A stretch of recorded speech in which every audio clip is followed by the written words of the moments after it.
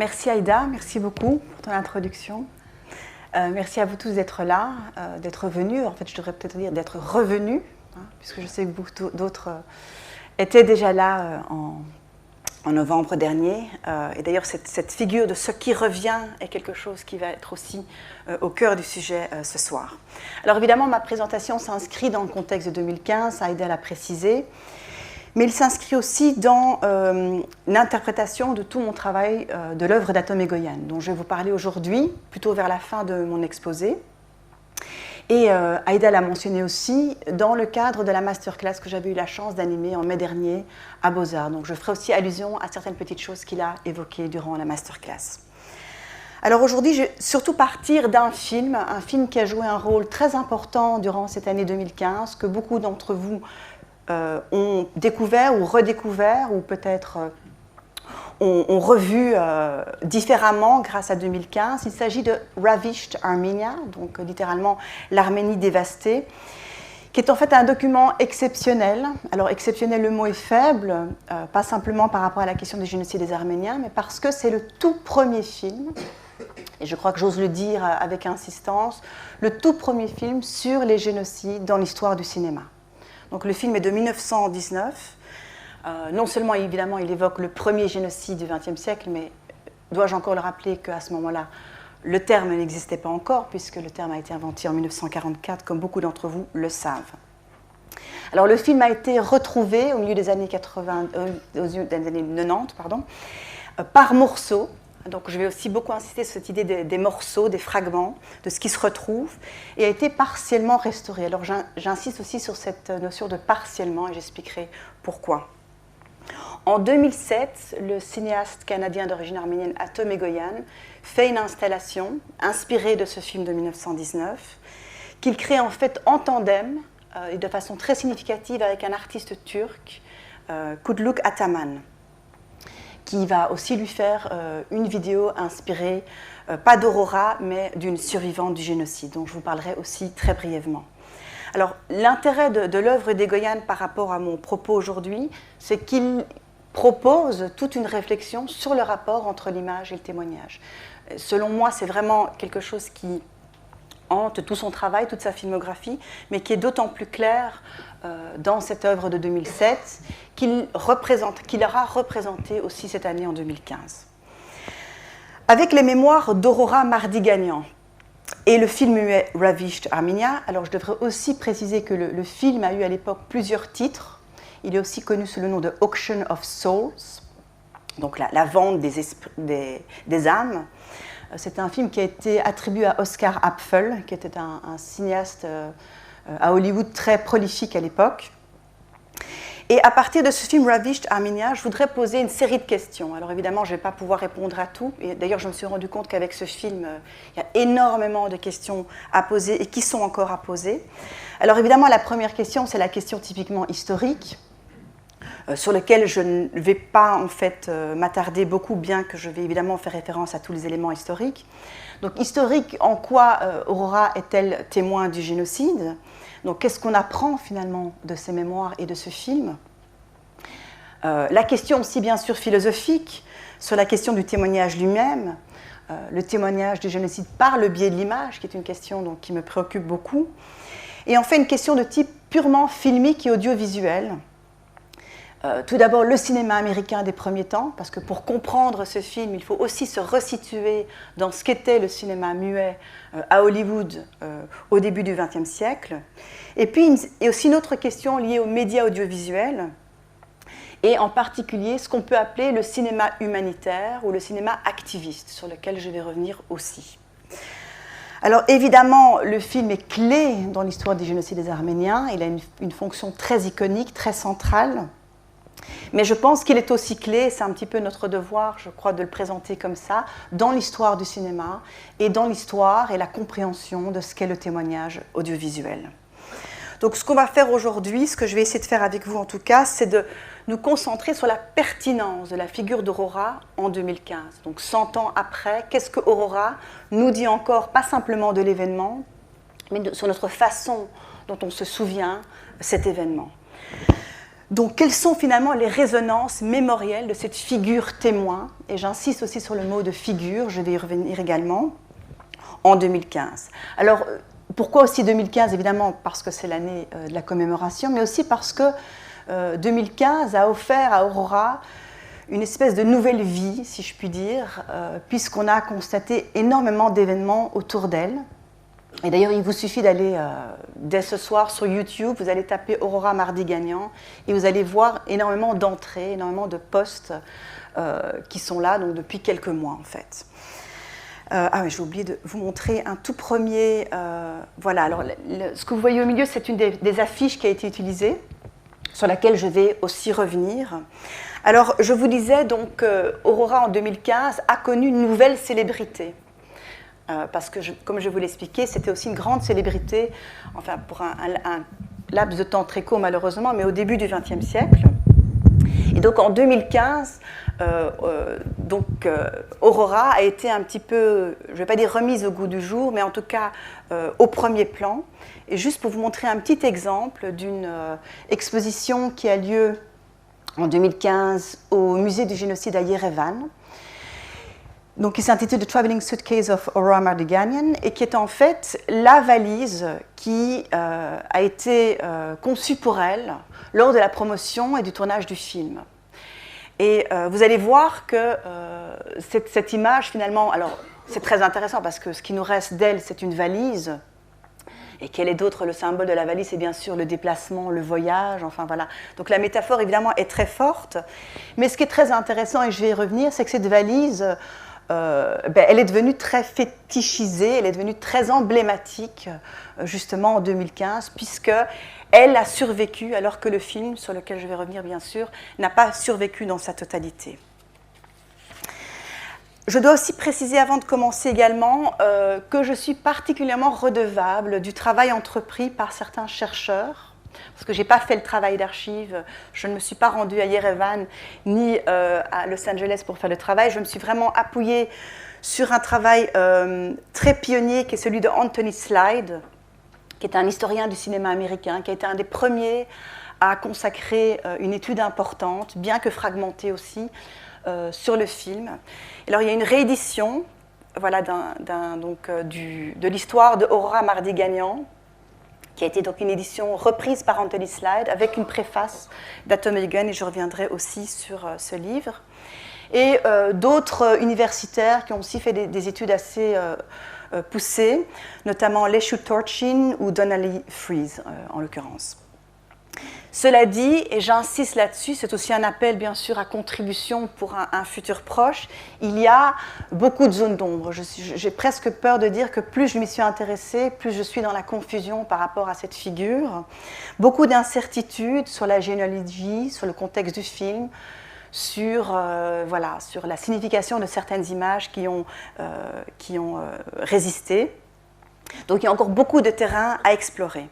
Alors, avant de vous montrer une des versions du film, quelques minutes du film, je voudrais juste vous donner quelques petits mots sur Aurora. Alors, précisez d'abord qu'il y a, quand vous allez entendre le film Ravish Terminia, et peut-être vous intéresser à ce film un peu plus par après, vous allez comprendre qu'il y a plusieurs versions du film. Donc, cette idée vraiment, une histoire fragmentaire d'Aurora. Et moi, je vais vous montrer une version qui est celle que je me suis procurée en 2007, lorsque je suis allée pour la première fois au musée du génocide à Yerevan. Donc c'est vraiment ce DVD que j'ai aujourd'hui, qui m'a accompagnée depuis presque 10 ans maintenant. Il faut savoir qu'au départ, le film faisait 85 minutes, ce qui était beaucoup pour l'époque, alors qu'aujourd'hui, on n'en a qu'une vingtaine de minutes. Et encore, on n'est pas sûr que ces vingtaines de minutes étaient véritablement inclus dans la version à l'origine. Donc le film a été projeté pour la première fois à New York en 1919 et, comme je l'ai dit, n'a été retrouvé que récemment et restauré que récemment. Alors Aurora Mardiganian, de son vrai prénom, c'était Archalus. Elle était née en Arménie en 1901 et décédée au milieu des années 90 à Los Angeles. Alors son histoire, elle ressemble beaucoup évidemment à beaucoup d'autres. Sa famille a été assassinée, elle a été forcée aux fameuses marches de la mort. Et elle a été capturée et vendue au marché des esclaves. Et en fait, le film va surtout retracer cette histoire-là. Comment elle a été capturée et comment est-ce qu'elle a été vendue et aussi abusée. Donc à l'âge de 16 ans, elle arrive aux États-Unis, à New York, en 1917 donc.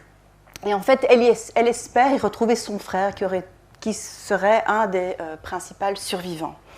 Alors ce qu'elle fait, avec l'aide d'Arméniens américains qui étaient déjà sur place, elle place des annonces dans les journaux locaux. Et à partir de là, il y a des interviews qui vont suivre et qui vont être publiées dans les journaux populaires américains. Et c'est aussi à partir de là que l'attention de Harvey Gates qui était un scénariste américain très important dans le cinéma muet, s'intéresse à elle et y voit un intérêt scénique très fort. Et donc ce qu'il fait, lui et sa femme, il prend contact avec elle jusqu'à même à devenir les tuteurs légaux de Aurora sur le territoire américain. Et ils vont contacter à l'époque, je vais revenir sur tous ces noms, donc, parce que ça peut être un peu peut-être embrouillant au départ, ils vont contacter Nora One qui travaillait pour une organisation humanitaire sur laquelle je vais revenir aussi, qui s'appelait le Near Eastern Relief, que je vais appeler aujourd'hui le NER, qui était donc une organisation humanitaire qui aidait les orphelins. Et je vais revenir là-dessus parce qu'en fait, le NER va jouer un rôle très important par rapport à ce film. Donc, au départ, l'histoire d'Aurora, avant d'être une histoire qui va intéresser les studios d'Hollywood, va être racontée dans les journaux sous forme de feuilleton. Et c'est vraiment à partir de là que commence toute la médiation et la médiatisation de Aurora, notamment son changement de nom en est un exemple. Et c'est à partir de là que Aurora va passer de son statut de survivante à celle d'actrice et même, comme je l'ai déjà indiqué, de célébrité. Alors le film est une collaboration, et c'est ça qui est absolument fascinant, je pense, entre l'organisation de bienfaisance, le NER, et le studio de cinéma. Alors les représentations ont été un énorme succès. D'après Anthony Slide, un succès qui est presque assez exceptionnel pour le cinéma des premiers temps. Les projections ont duré plusieurs jours, il y avait plusieurs séances, il y avait même plusieurs séances sur la journée. Quelques mots sur le film, évidemment. Le film est concentré sur Aurora, sur sa survie, sur comment elle a échappé à la torture, au viol, à la conversion forcée, etc. Donc Aurora, alors là je fais un grand saut historique, décède donc en 1994 dans un énorme oubli. Donc ce qui est absolument fascinant puisqu'elle était une telle célébrité de New York Times à l'époque et elle tombe dans un grand oubli. Et c'est à l'occasion de sa mort que certains chercheurs arméniens retrouvent en fait des bobines du film. Il s'agit de Eduardo Kozanlian et du couple Tcheknavorian. Et à partir de là, vont naître des nouvelles versions du film, enfin des versions, en fait on voudrait appeler ça des compilations plutôt du film. Alors il y a une version qui est sortie en 2009 donc, par Kozanlian et qui a été montée par Richard Kloyan, qui est une version qui n'est pas la version que je vais vous montrer, qui n'est pas celle que j'ai en ma possession, qui est plutôt à principe éducatif, qui est vraiment plutôt présenté comme un documentaire, et ce qui est absolument fascinant, parce qu'en fait, au départ, le film n'était pas du tout un documentaire. Donc toute la dimension épique, dramatique, hollywoodienne, sensationnaliste du film de l'époque n'est absolument pas reprise, évidemment, dans cette compilation. Le couple Tcheknavorian, lui, va en faire une autre version, plus remaniée, notamment par, et vous le verrez dans quelques minutes, par l'usage de la musique. C'est-à-dire qu'ils ont apporté à ce film une musique très dominante, parce que selon eux, justement, il fallait, avec cette fragmentation, créer un espèce de fil conducteur pour lui donner plus de cohérence. Alors ces images, comme je le disais, sont très difficiles à identifier, même celles qui se retrouvent sur ce film-là. Pourquoi ? Parce qu'on ne sait pas si celles qui sont là ont déjà été sujettes à un remaniement, On ne sait pas non plus si les images qui ont été retrouvées, en fait, auraient peut-être été les images qui n'auraient pas été utilisées à l'époque, mais les images qui ont été coupées peut-être au montage. Et ce qui est très intéressant, c'est que dans ce même livre, à la fin, donc le script du film est retranscrit. Alors, ce qui est fascinant aussi, c'est que par contre, le script lui a été retrouvé dans son intégralité. Et Anthony Slide a fait une tentative en mettant en gras dans le livre les scènes qu'il pense correspondent aux fragments qu'on aurait retrouvés. Donc, ce qu'on peut déjà constater à ce stade-ci, c'est que le film pose des questions évidemment d'ordre historiographique, c'est-à-dire sur la réécriture de cette histoire, mais aussi, ce qui moi m'interpelle plus, c'est le discours mémoriel qui en découle. Alors, ce qui est intéressant effectivement par rapport à ce discours mémoriel, donc ces diverses compilations ou ces remakes, c'est qu'il témoigne de quelque chose sur lequel j'ai beaucoup insisté précédemment, c'est cet élan de préservation qui agit de la communauté arménienne, donc ce qui reste de ce qui ne reste plus, qui est pour moi un ciment très significatif de la diaspora arménienne, particulièrement en Occident d'ailleurs. Et Egoyan, dans son avant-propos du livre, insiste aussi sur en fait, cette analogie entre la perte du film, l'oubli de ce film, et bien sûr la perte presque historique, l'oubli politique, l'oubli culturel de ce génocide. Donc il y a une analogie très intéressante entre le parcours de ce film et le parcours de l'histoire génocidaire elle-même. Et en fait, toute l'odyssée du film d'Aurora, particulièrement présente en 2015, va de pair avec cette mythologie nécessaire à la construction de l'identité diasporique. Quand je dis mythologie, je ne dis pas bien sûr du monde. La mythologie, c'est vraiment cette idée que les images sont importantes pour créer un ciment mémoriel et diasporique. Et donc la dimension fétichiste, souvent sacrée des objets mémoire, repensée de nouveau à cette valise, qui tout d'un coup a une valeur sacrée, et qui est donc bien sûr symptomatique de l'événement et de sa transmission. Et d'ailleurs, Aurora a, en 2015, donc, comme je le disais, un statut iconique très fort. Et moi, ce qui m'avait frappé, par exemple, dans les années plutôt 90 et 2000, c'était le statut d'Archil Gorky, qui, comme on le sait, est un autre survivant du génocide, qui lui aussi avait éveillé pas mal d'études, de projets artistiques, de films, etc. Et je dirais qu'Aurora a un petit peu le même statut aujourd'hui. Alors la version donc, que je vais vous montrer, qui s'appelle Credo, comme je vous le disais, la musique est très importante, c'est vraiment là l'ambition première du couple Tchek-Navorian quand ils ont voulu faire ce film, pour donc en fait apporter un effet unificateur. Alors, je ne suis pas en train de dire que cette version est moins bonne ou meilleure, je n'ai pas vraiment de jugement de valeur par rapport à cette version, mais elle me semble extrêmement symptomatique de la problématique. Donc je vous propose de vous en montrer quelques. La version fait une vingtaine de minutes, je ne vais pas vous montrer les 20 minutes, mais en tout cas les premières minutes du film pour vous donner une idée du type d'image qu'on retrouvait à l'époque.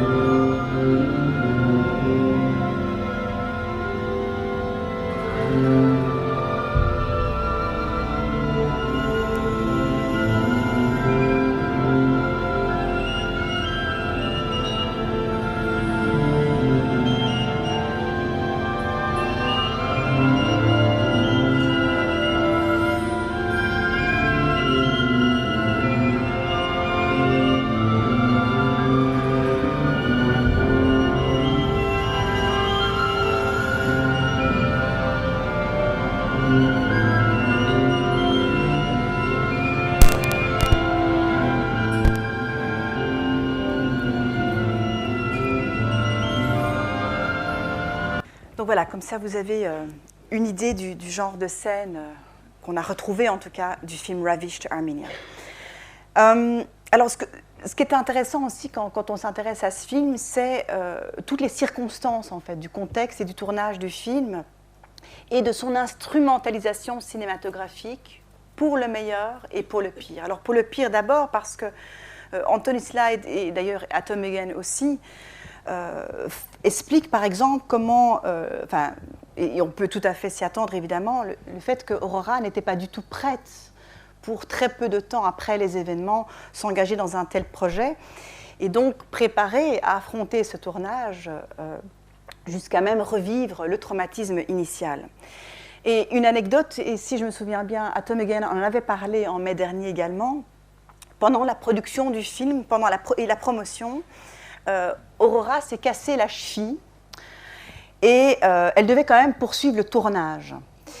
Et donc l'anecdote que Egoyan raconte, c'est qu'en fait le public pensait que le bandage qu'elle portait autour de sa cheville était le résultat de la barbarie turque et pas du tout de la barbarie hollywoodienne évidemment.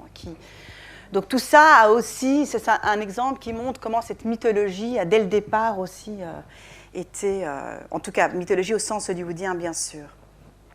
Alors, ce qui est très important, comme je l'ai déjà indiqué, c'est qu'on ne peut pas comprendre ce film et l'intérêt de ce film sans l'organisation humanitaire Near East Relief. Donc, je le rappelle, cette organisation missionnaire américaine qui mélangeait en fait des valeurs humanitaires et chrétiennes. Et ce qui était assez intéressant, enfin, quand on s'y intéresse aujourd'hui, c'est que l'organisation avait compris très tôt, donc on est quand même au début du XXe siècle, l'importance des plateformes et des médias. Donc la publicité, les journaux, les arts du spectacle, afin de promouvoir et de présenter le film. Puisque, évidemment, je vous le rappelle, le film était présenté dans le but d'aider les victimes du génocide et particulièrement les orphelins. Ce qui est intéressant aussi à noter, je sais que beaucoup d'entre vous connaissent les mémoires de Henry Morgenthau, donc l'ambassadeur américain en Turquie au moment des faits, qui a donc publié ses mémoires par après, qui a en fait soutenu, qui a eu un rôle important dans le NER. Donc ce qu'il fallait en fait, ce que l'organisation humanitaire avait compris, c'est qu'avec le film, il fallait créer une proximité sociale et émotionnelle. Il fallait donc faire de cet événement distant, alors distant au sens affectif, puisque les Américains, a priori, n'avaient pas grand-chose à voir avec les Arméniens, mais aussi distant au sens géographique, bien sûr. Et donc, c'est pour ça que le NER a initié et a même coproduit le film et l'a utilisé dans la campagne de mobilisation. Alors, les stratégies filmiques sont extrêmement efficaces et d'ailleurs ne sont pas très différentes des films comparables à Ravished Armenia qu'on peut connaître aujourd'hui. Donc un récit qui est centré sur une héroïne, et on sait que quand un récit est centré sur une héroïne, eh bien, ça facilite le processus d'identification, le processus d'empathie filmique, puisqu'on vit ce qu'elle vit. Et évidemment, ça va permettre aussi d'ériger un sentiment de solidarité et un sentiment de justice. Alors, comme l'a expliqué Torchin, qui a fait des études à ce sujet, il y avait à l'époque, donc on se resitue de nouveau dans le contexte de 1918-1919, un mouvement parallèle, en fait une contemporanéité entre les organisations humanitaires qui étaient en plein essor et le développement des médias. C'était une époque très prolifique pour les films, les magazines, etc. Et ce qui était intéressant, c'est que Nora Wan, dont j'ai évoqué le nom il y a quelques instants, qui a aidé Aurora, non seulement au sein du NER, mais aussi qui a aidé sur le tournage du film de Ravished Armenia, incarne très bien cette alliance, parce qu'en fait, elle était non seulement une employée de l'organisation humanitaire, mais elle était aussi scénariste sur le film. Donc elle, à elle seule, on voit très bien déjà comment les médias et les organisations missionnaires humanitaires pouvaient collaborer. Alors, comme je vous l'ai dit, le succès a été énorme, ça a été un très grand succès commercial. Et ce qu'on peut aussi dire, c'est qu'en fait, ça a été une situation qui a profité à tout le monde, qui a évidemment profité à l'organisation humanitaire, puisque grâce à ça, un millier d'orphelins ont pu trouver refuge, mais aussi une situation très profitable pour l'industrie du cinéma, qui à l'époque gagnait une certaine validité, une validité à la fois culturelle et sociale. Alors, la question que pose Torchin dans son étude sur le film, c'est comment ces images, donc les images relatives à Ravished Armenia, qui font état d'atrocités à distance, sont-elles rendues compréhensibles?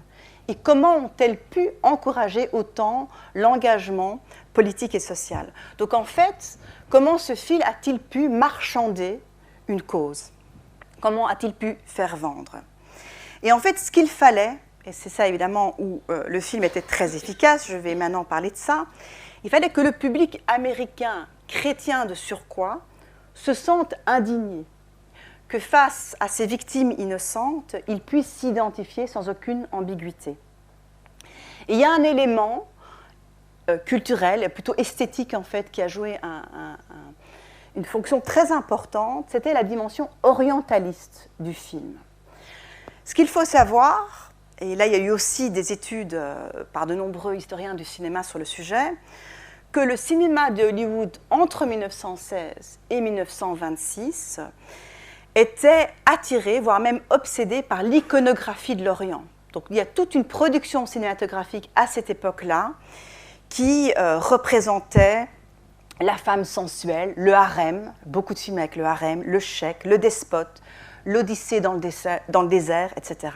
Donc il y avait un véritable fantasme orientaliste. Alors évidemment, tout le monde le sait, l'orientalisme n'est pas que cinématographique, il y a une histoire qui précède cette époque, puisqu'elle a aussi une histoire dans les arts plastiques et dans la littérature, évidemment. Mais il y a des exemples très célèbres, toutes les versions des Mille et une nuits, évidemment. Rudolph Valentino, qui a joué dans pas mal de films avec justement la figure du cheik, le film de Griffith, Intolérance, etc. Mais il y a aussi une autre référence qui est intéressante à mentionner par rapport à l'orientalisme, c'est le livre très célèbre de Edward Said, cet universitaire d'origine palestinienne qui a écrit un livre à la fin des années 70 qui s'appelle Orientalisme, avec un sous-titre très évocateur, L'Orient créé par l'Occident. Et donc en fait la thèse de Saïd était de montrer comment l'Occident avait construit cet Orient et comment cette fiction, ce fantasme orientaliste était utilisé à des fins politiques pour des stratégies expansionnistes européennes en l'occurrence. Alors revenons-en un petit peu au film. Donc le film, comme je le disais, ne doit pas créer d'ambiguïté quant à la victime. C'est-à-dire qu'il fonctionne grâce à une représentation très claire, très nette des personnages et des acteurs. C'est-à-dire qu'il y a la victime, il y a l'oppresseur, il y a de temps en temps les sauveurs. Et ce sont en fait les figures et les motifs de l'orientalisme qui vont permettre cette lecture. Donc il n'y a jamais de doute sur qui est l'oppresseur, qui est le violeur, le pilleur, le meurtrier. Je vais vous montrer... Voilà, je reviens ici à l'affiche du film, justement, où on voit très clairement une victime qui est représentée de façon exotique, érotique, sensuelle, et un tueur barbare, rustre. Alors, évidemment, il faut être prudent avec ce type de lecture. On sait très bien qu'il y a la séduction de l'orientaliste qui est un petit peu de nous détourner de la cause initiale. Mais il faut quand même aussi, même si ça peut paraître évident, ne pas perdre de vue une chose, c'est qu'on est quand même toujours dans le cinéma muet. Et que donc, il fallait que ce jeu d'acteurs, qui est souvent un jeu très théâtralisé, permette aussi cette distinction. Et je le rappelle encore, il fallait aussi que ce soit clair, parce que le contexte politique n'était pas non plus établi comme il peut l'être aujourd'hui, le crime génocidaire n'étant évidemment pas nommé. Alors, ce qu'on remarque aussi dans le film, ce sont des références religieuses chrétiennes, beaucoup d'ailleurs, avec une autre figure que l'on connaît tous, qui est la figure du martyr. Alors, le martyr, qui évidemment est une figure qui circule beaucoup dans la topographie chrétienne, mais qui aussi est une figure qui est très présente dans le dispositif cinématographique. Et le lien entre les deux, c'est cette violence, ce plaisir horrible. C'est-à-dire qu'il y a à la fois avec la figure du martyr, le plaisir sadique de la souffrance, mais aussi la compassion du spectateur. Donc le martyr permet de créer à la fois le rejet pour la souffrance et une certaine attirance aussi en même temps.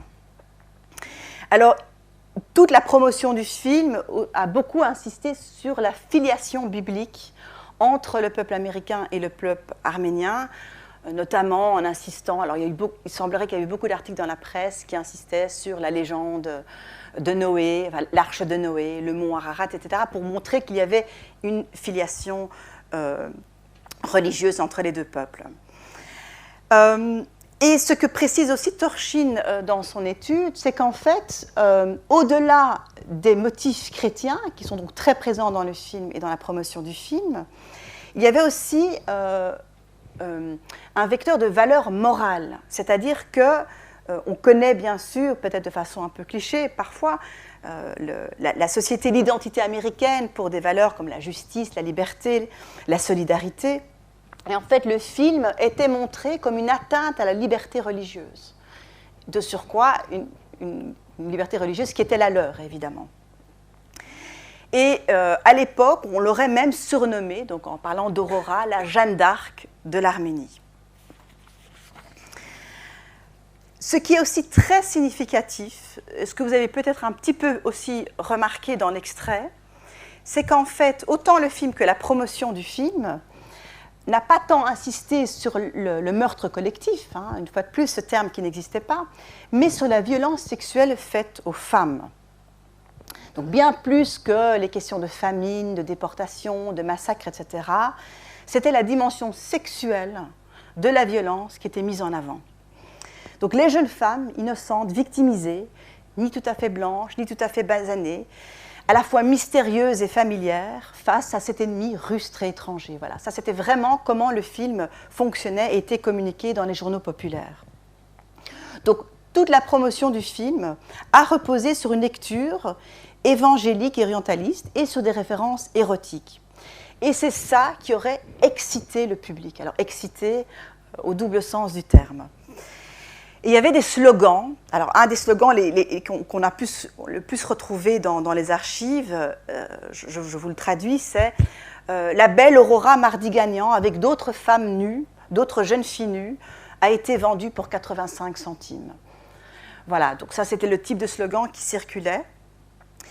Et moi, ce qui m'intéresse d'un point de vue cinématographique, c'est qu'on voit ici le lien très fort entre les stratégies de l'organisation humanitaire et du cinéma, c'est-à-dire un principe scopophilique, donc cette attirance pour voir, et le principe de la valeur marchande, c'est-à-dire que le cinéma, c'est aussi bien sûr une industrie, tout comme les organisations humanitaires devaient aussi fonctionner de façon commerciale, bien sûr.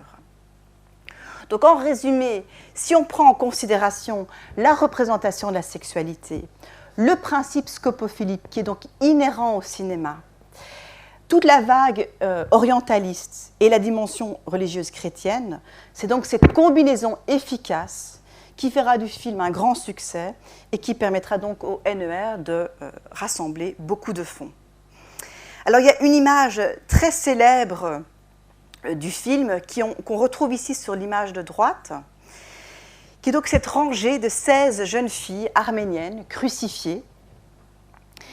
Et ce qui est très significatif quand on lit des lectures, quand on lit des interprétations de cette image, et aussi quand on lit le témoignage d'Aurora Mardiganian, il semblerait qu'en fait, les faits étaient encore plus terribles que cela. C'est-à-dire qu'Aurora Mardiganian aurait même dit que les femmes n'étaient pas simplement crucifiées, que les femmes devaient s'asseoir sur des croix extrêmement pointues. Donc vous voyez évidemment l'horreur dont il était question. Et ce qui était intéressant cinématographiquement, c'est qu'en fait le film a filtré cela. Il a rendu, il fallait faire en sorte, et Torchin a démontré aussi, que les signes chrétiens ne soient pas entachés par cette horreur-là. il fallait préserver l'iconographie chrétienne et pas l'entacher, il fallait un petit peu la rendre plus hygiénique, entre guillemets. Donc il ne fallait pas attaquer la religion puisqu'il fallait susciter cette empathie, cette identification religieuse. Alors je voudrais juste faire une petite digression par rapport à cette idée de la promotion du film qu'on retrouve aussi en 2015. Je ne sais pas si certains d'entre vous ont entendu parler du prix Aurora qui a été créé en 2015. Donc le Aurora Prize for Awakening Humanity, donc le prix Aurora pour éveiller l'humanité, qui est en fait un prix qui a été créé en 2015, qui est censé être remis à quelqu'un qui a sauvé la vie d'autres personnes, qui aurait aidé d'autres personnes à survivre. Alors ce qui est, je trouve, extrêmement fascinant 100 ans après, parce qu'on est vraiment dans une analogie, dans presque une contemporanéité sur les stratégies, c'est qu'en fait ce comité qui est en train de travailler là pour le moment est constitué lui-même de célébrités, puisque Georges Clooney fait partie de ce comité, Elie Wiesel aussi fait partie de ce comité, et le premier prix sera donné cette année en avril, comme vous pouvez en douter, le 24 avril exactement sera donné le premier prix Aurora. Je vous invite aussi à consulter le site et à voir tous les films de promotion qui ont été faits autour d'Aurora pour en fait légitimer le projet de ce prix.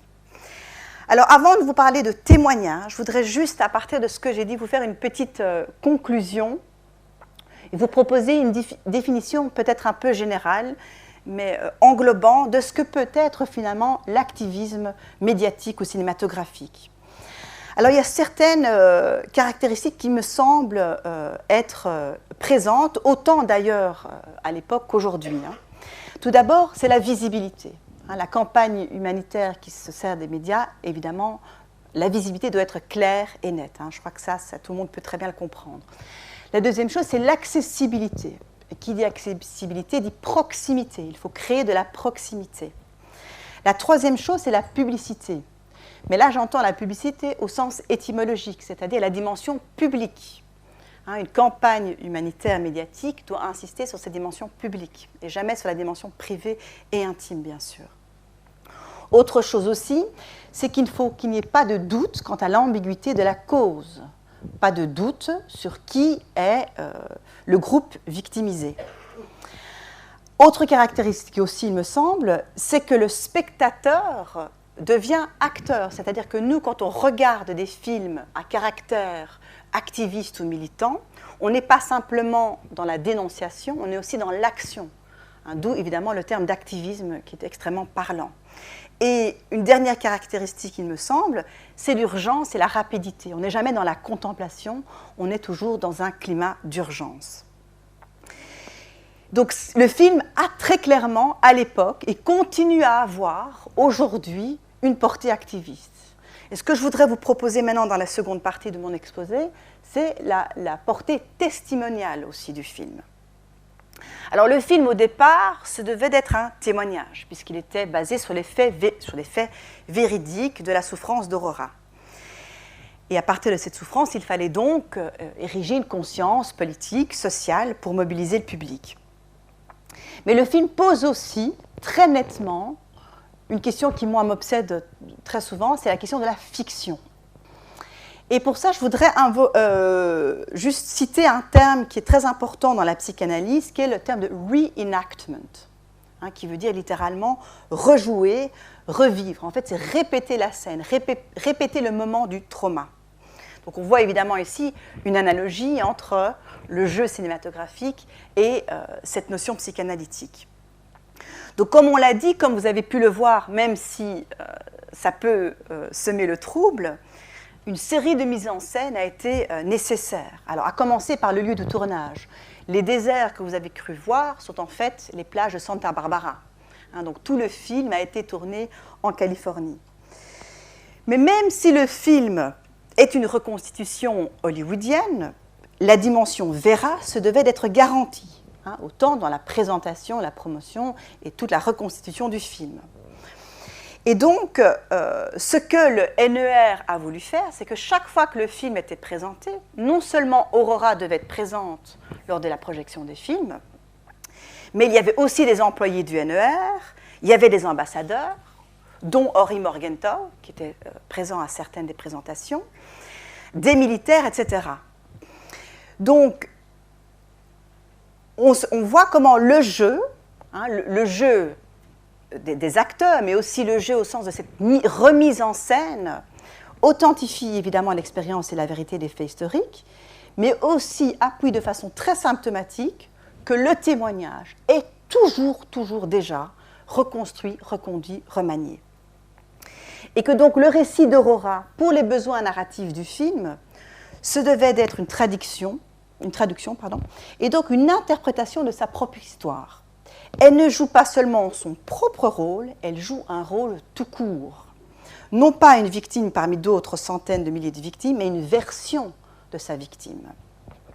Donc son identité, son soi, était altéré par l'expérience traumatique, évidemment, on s'en doute, mais aussi par la reconstitution du film. Dans mes propres travaux, j'ai souvent insisté sur l'importance de la fiction contemporaine. Lorsqu'on crée des films aujourd'hui, qui sont d'ailleurs, il faut quand même le préciser, pour d'autres raisons qu'à l'époque, puisqu'aujourd'hui on les écrit, on les fait à des raisons pour contrer le négationnisme, bien sûr.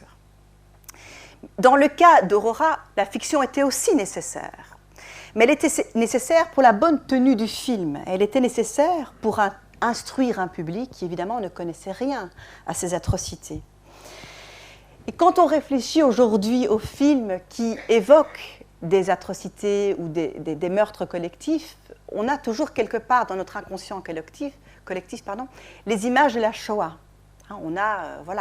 C'est un inconscient collectif qui fonctionne comme un espèce de repère, une encre iconographique très forte. Mais à l'époque, évidemment, cette familiarité n'existait pas. Donc il fallait créer une certaine familiarité face à cette étrangeté. Et c'est pourquoi, une fois de plus, les motifs et les tropes du christianisme et de l'orientalisme étaient absolument nécessaires. Alors le film, pris dans son ensemble, si on regarde ce film de toutes les facettes possibles, il me semble être un outil très précieux pour comprendre les différentes façons de concevoir le témoignage. Alors il y a le témoignage d'Aurora, certes, mais il y a aussi, et je voudrais insister maintenant là-dessus, le rôle du public, le rôle des spectateurs témoins, qui vont donc participer au récit et à la transmission de ce récit. Alors, ce rôle, il fallait lui donner une assise, puisque ni la terminologie psychanalytique, il faut quand même rappeler aussi qu'à l'époque, la culture du trauma était inexistante. Cette culture du trauma est évidemment postérieure à la Shoah. Donc, il n'y avait pas cette terminologie psychanalytique, il n'y avait pas la terminologie historique ni juridique, et donc il fallait bien sûr créer des images très concrètes. Et je voudrais donc maintenant évoquer cette question du spectateur en parlant d'Atom Egoyan, enfin. Alors en 2007, Atom Egoyan, qui donc avait lu des tas de choses sur ce film, s'était intéressé de près, s'est embarqué sur un projet avec un artiste turc, Ataman. Ils ont réalisé une installation vidéo en tandem qui s'appelle Aurora Testimony, qui a été présentée pour la première fois lors d'un festival dans une galerie à Toronto en juin 2007 et quelques mois plus tard, de façon très significative, à la Biennale d'Istanbul. Et cette année, donc, je vais en parler d'ailleurs dans quelques minutes, cette installation a été remontrée, mais sans Ataman. Alors, juste quelques mots sur Ataman, si vous ne le connaissez pas. C'est donc un cinéaste et un vidéaste turc qui s'intéresse principalement aux groupes marginaux en Turquie, d'où il s'intéresse à la question arménienne.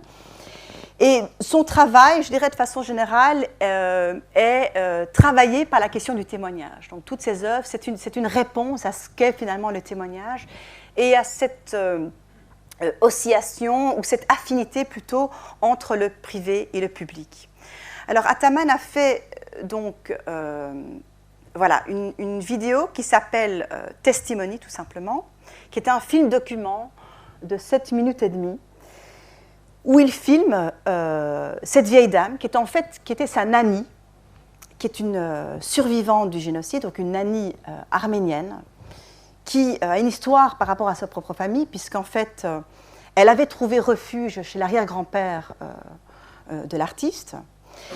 Et il la filme alors qu'elle souffre d'amnésie mentale. Donc elle souffre d'une amnésie donc médicale. Hein. Et évidemment, ce que voulait faire ici Ataman, c'était de montrer le parallèle entre l'amnésie de cette femme arménienne qui ne se souvient de plus rien lié aux événements arméniens et très peu de son identité arménienne à elle, et évidemment l'amnésie de la nation turque. Alors d'un point de vue politique et historique, on le sait, les témoignages arméniens, même si on se rend compte aujourd'hui finalement, il y en a quand même pas mal, le problème de ces témoignages, c'est qu'ils n'ont pas été suffisamment entendus. Mais ce que ces deux œuvres nous montrent, donc l'œuvre d'Ataman et l'œuvre que je vais vous montrer dans quelques minutes, c'est qu'en fait, il y a toujours des lacunes, qui ne sont pas que des lacunes historiques ou politiques. Et que quand on est témoin d'un témoignage, il faut justement accepter, accueillir le témoignage dans ses trous, dans ses manquements et dans ses lacunes.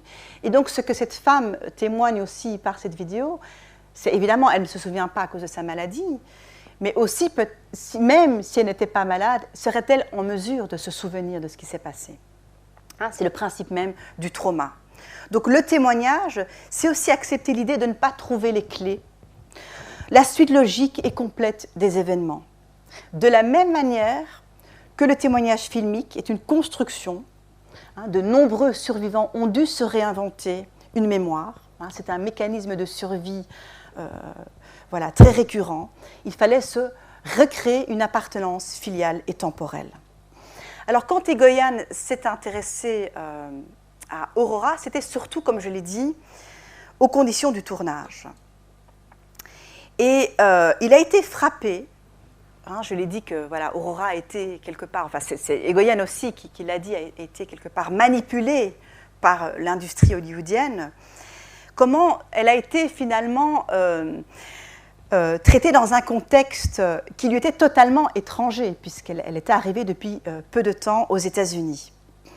Et donc, Egoyan a souligné, dans la figure d'Aurora, ce mélange qui peut paraître évidemment un peu voilà, cru, de glamour et d'atrocité. Elle était le témoin de la plus grande atrocité et elle était une figure de glamour. Elle représentait un peu le culte de la célébrité. Alors, ce qui s'est passé, et c'est ça qui a vraiment stimulé le projet d'Atom Egoyan, c'est qu'au bout d'une année de promotion du film, Aurora, on s'en doute évidemment, a littéralement craqué. Elle n'en pouvait plus, il paraît qu'elle aurait même essayé de se suicider. Et ce qu'on a fait, parce qu'il fallait donc toujours authentifier le film, elle a été remplacée par des sosies, par des doublures. Et elle en aurait eu 7. Alors la vidéo d'Egoyan, cette installation vidéo consiste en 7 visages, 7 actrices différentes, 7 images projetées, qui correspondent en fait à 7 interprétations, à 7 versions d'Aurora. On peut s'en douter, fidèle au cinéma d'Atom Egoyan, que la dimension du crime d'un point de vue sexuel n'est pas du tout mise en avant dans cette vidéo. Hein. Et d'ailleurs, on sait que chez Atom Egoyan, la sexualité, ou en tout cas l'atrocité, n'est jamais graphique. Cela dit, le contenu du texte, que on ne va pas tout à fait écouter aujourd'hui, mais est extrêmement violent, puisqu'il relate voilà, des scènes de viol. Alors, ce qu'il faut aussi savoir chez Atom Egoyan de façon générale, c'est que lui, la violence, elle est toujours dans l'après-coup. C'est jamais la violence au moment des faits, elle n'est jamais au niveau de l'acte lui-même. D'ailleurs, un de ses derniers films que vous avez peut-être vu, Captive, aussi parle de ça. Hein. Il ne s'agit pas de la violence de la personne qui a été abusée, mais de l'après-coup de l'abus. Donc le texte qui est repris dans l'installation, qu'il a donc extrait des mémoires d'Aurora, fait référence à l'expulsion des femmes et des enfants, et aussi au viol, notamment une scène où une jeune fille a été violée et sa mère assiste à ce viol et est tuée par après. Alors les deux artistes, ce que je vais faire d'abord, évidemment, c'est vous montrer un extrait de cette installation.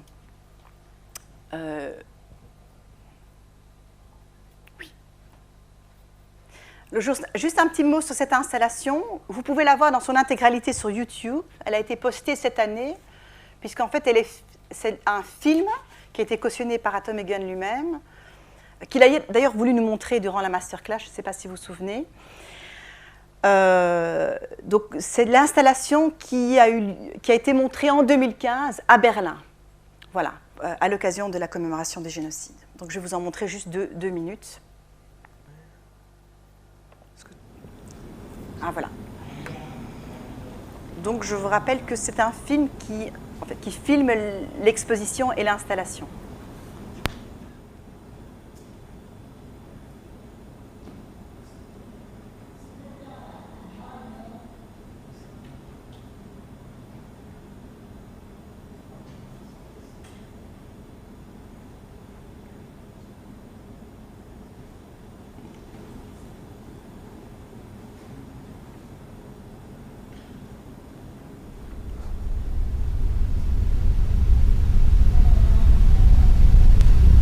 After the massacre, we were told to prepare for the road. We were assembled outside the city early one morning. Only women and children, with here and there an old man were left. We were to be taken 100 miles across the country. Very few had hopes of surviving this stage of the journey. Civilians were more cruel to the deportees along the road than the soldiers. Some of the treatment suffered by our people from these fanatical residents of small towns was such that I cannot even write of it. The column was made up of 15,000. Very few had personal belongings. Very few had food. Many had managed to hold on to money. These were ready to share what they had with those who had none.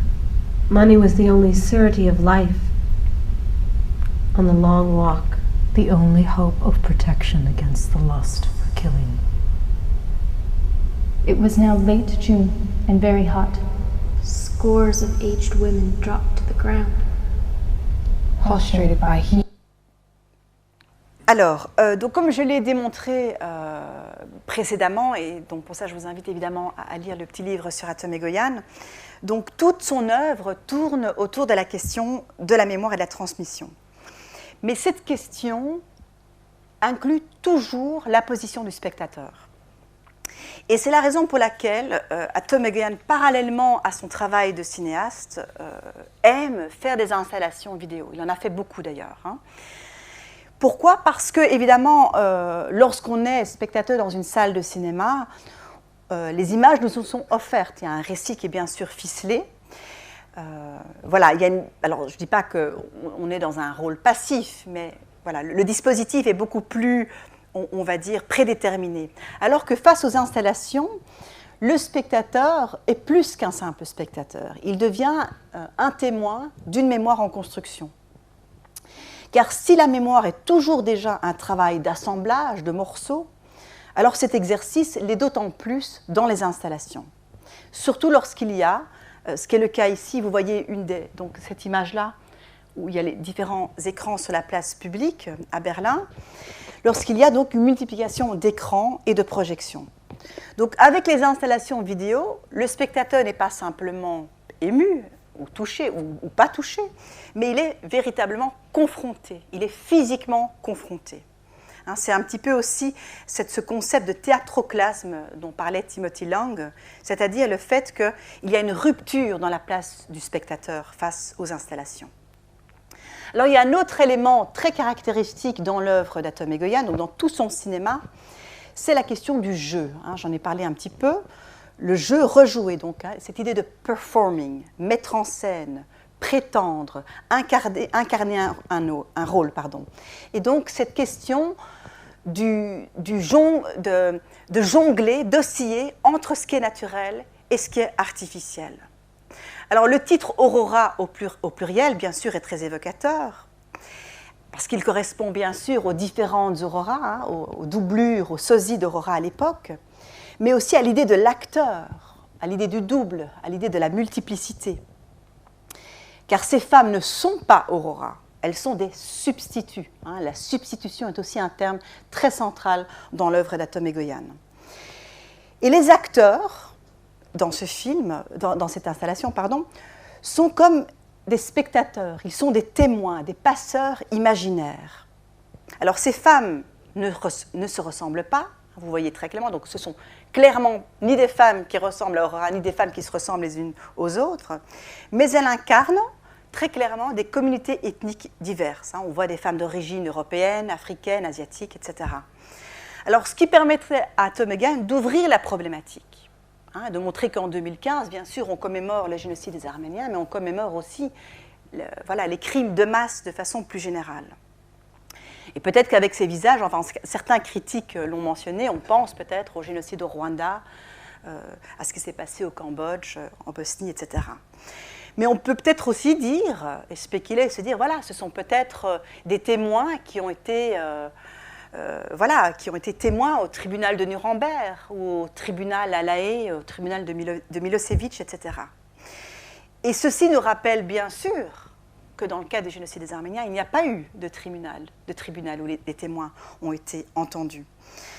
Donc dans ce sens, les différents visages qu'on retrouve ici représentent différentes nationalités, différentes mémoires collectives, mais aussi font référence à différentes nations qui n'ont pas entendu cette autre mémoire collective. Et on retrouve une autre caractéristique qui est très chère à Egoyan également, c'est que dans beaucoup de ses films, il y a toujours un personnage qui est amené, voire forcé, à donner sa version de la vérité. Le thème de la vérité est aussi un terme très récurrent et obsédant pour Egoyan. Alors, une autre façon de lire cette installation, c'est qu'on pourrait dire que la diversité de ces femmes, la diversité de ces jeux, pourrait ressembler à une sorte d'audition, où différents styles d'interprétation théâtrale divers nous rappellent une chose, c'est qu'il n'y a pas une seule et unique façon de narrer l'horreur ou de raconter l'horreur. Elle peut être minimale, technique, concise, ou elle peut être emphatique, théâtrale, éloquente. Et d'ailleurs, donc je vous invite à regarder cette installation qui se trouve donc sur YouTube. Vous allez voir certaines femmes qui racontent le témoignage de façon extrêmement neutre, sans aucune émotion, et d'autres qui partent dans des emphases et dans des éloquences théâtrales surdramatisées. Alors, ce n'est pas simplement différentes façons de jouer le rôle d'Aurora, mais si vous regardez des témoignages audiovisuels, que ce soit ceux relatifs à la Shoah ou ceux relatifs au génocide des Arméniens, vous verrez qu'il n'y a pas une façon de narrer et que chaque survivant a sa façon de narrer les événements. Alors, dans ce sens, l'installation, elle combine à la fois l'esthétique qui est propre au témoignage audiovisuel, mais aussi à l'esthétique des lectures théâtrales ou de ce qu'on pourrait appeler les performances. Donc aussi, non seulement Egoyan redonne une voix, un souffle, une visibilité à Aurora, mais plus encore, il lui donne des voix, des soutiens, des vis-à-vis. Elle n'est plus seule. Egoyan ne cherche pas tant à la représenter, à la mettre en scène, littéralement, mais il lui octroie un espace de réponse et de responsabilité. Elle n'est plus celle qui doit répondre de ce qu'elle a vu, mais on lui répond. Il y a presque une dissymétrie au sens lévinatien, au sens déridien. Et là, je voudrais juste citer un passage d'un petit texte de Jacques Derrida qui s'intitule « Poétique et politique du témoignage », je vais le citer. « Ce qui distingue un acte de témoignage de la simple transmission de connaissances, de la simple information, du simple constat ou de la seule manifestation d'une vérité théorique prouvée, c'est que quelqu'un s'y engage auprès de quelqu'un par un serment au moins implicite. Le témoin promet de dire ou de manifester à autrui, son destinataire, quelque chose, une vérité, un sens qui lui a été ou qui lui est de quelque façon présent à lui-même en tant que témoin, seul et irremplaçable. » Fin de citation. Alors la réponse des auroras qu'on retrouve dans cette installation, des auroras contemporaines donc, initie et oriente notre propre réponse de spectateur. Ce sont des visages qui nous confrontent à notre responsabilité. Alors certes, il y a des effets miroirs entre les deux modes de présentation, entre le film de 1919 et l'installation d'Egoyan. Alors c'est vrai qu'on est passé ici de la galerie à l'espace public de Berlin, mais en proposant une telle installation, c'est véritablement l'espace public, c'est-à-dire que le témoignage devient littéralement politique. Et rappelons-nous que l'étymologie du terme politique, c'est polis, c'est cette idée de cité et de communauté. Donc en multipliant les visages, ce ne sont pas seulement des acteurs ou des figurants qui entourent et gravitent Aurora, comme en 1919, mais qui sont ensemble, dans cette communauté imaginaire qu'Aurora avait perdue. Le témoignage comme processus est questionné. Les Aurora d'Egoyan témoignent de ce qu'elles ont vu. Et nous, on témoigne, on écoute, on essaye de comprendre ce qu'elles nous racontent. Le témoignage devient alors un processus dynamique. Et pourtant, il nous rappelle toujours, et j'insiste là-dessus, la solitude co-substantielle au témoignage, et cela malgré la multiplicité des voix et des spectateurs. Le témoignage est un exercice asymétrique, car il existe un décalage inhérent à la singularité de celui qui témoigne et du receveur. En l'occurrence, pour que le film devienne un récit recevable, il y a distorsion, et donc le témoignage devient une traduction nécessairement altérée et altérante. Pour saisir le sens du récit de la vidéo, une attention précise est requise, car les voix s'entremêlent, rendant la compréhension du témoignage confuse et ardue. Egoyan aime mettre son spectateur à l'épreuve. Egoyan a toujours été méticuleux et attentif à certains détails. Il a d'une certaine façon appuyé la difficulté testimoniale qu'a vécue Aurora. Traduire le trauma, traduire dans une langue qui n'est pas la sienne. Et on peut aussi se rappeler que Egoyan n'a pas pu en fait vérifier comment son témoignage était traduit pour les biens du film, donc traduit dans le scénario. Et dans un sens, la traduction d'Egoyan, qui est d'abord une traduction médiale et plastique, puisqu'il est passé des mémoires d'Aurora, du film de Ravish Tarmiya jusqu'à une installation vidéo, soutient l'idée que non seulement le témoignage est toujours déjà dans l'après-coup, et donc dans la reconstitution, mais aussi qu'il est toujours déjà constitué de lacunes, comme je l'ai dit. Dans Ararat, le film qu'il a fait en 2002, Egoyan posait la question de comment représenter. Dans l'installation Aurora, il pose la question de comment témoigner, au sens de le jouer, au sens de transmettre. Est-ce qu'il faut témoigner de façon neutre ou est-ce qu'il faut témoigner de façon passionnée?